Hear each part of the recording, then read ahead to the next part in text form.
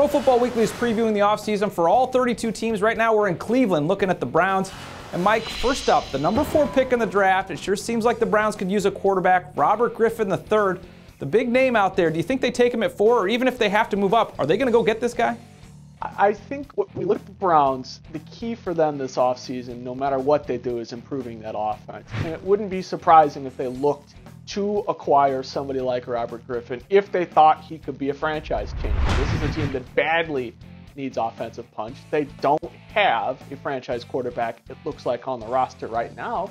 If they make the determination that Griffin's the guy, it wouldn't at all be a surprise at number 4. Now, moving up would be a question of how much would you have to give up. This is a team that has stated they don't want to give up draft picks. So I think when it comes down to it, the ideal situation for them would be to find a blue chip offensive player at number 4.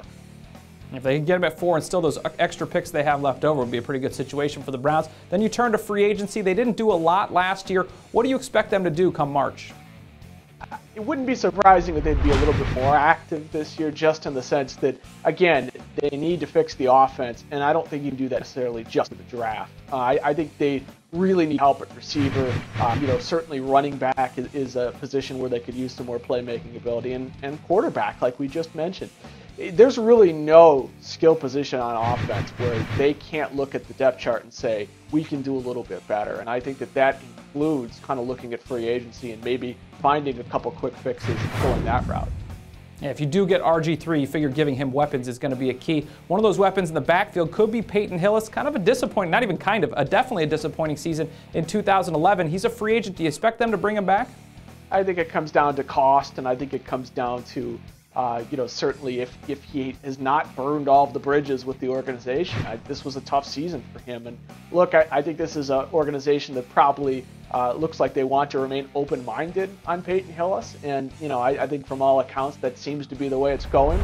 But this is a guy that, did not produce last year. And I think before committing, it comes down to how long does he want to sign? How much money does he want? And do they want to go down this road again? This was, just such, I think, a trying season for all sides. So I think there are a lot of factors complicate whether or not he's going to be back or not. But no matter what they do, they're going to need to get more playmaking punch at that running back position.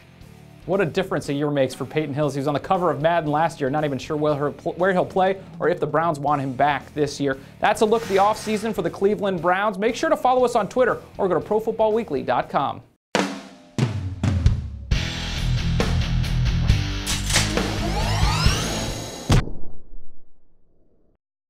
It's never too early to start thinking about the NFL Draft, and Pro Football Weekly's new draft database has you covered. Check out updated player rankings for over 750 prospects and our exclusive PFW Stock Watch. Just go to the Draft tab at ProFootballWeekly.com.